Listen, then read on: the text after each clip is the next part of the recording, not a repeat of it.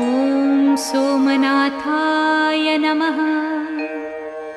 ॐ मल्लिकार्जुनाय नमः।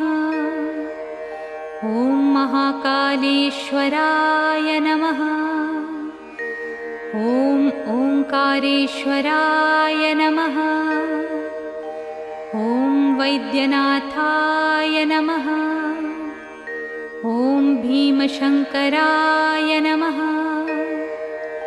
ॐ रामेश्वराय नमः। ॐ नागेश्वराय नमः। ॐ विश्वेश्वराय नमः। ॐ त्र्यंबकेश्वराय नमः। ॐ केदारेश्वराय नमः। ॐ भुस्मेश्वराय नमः।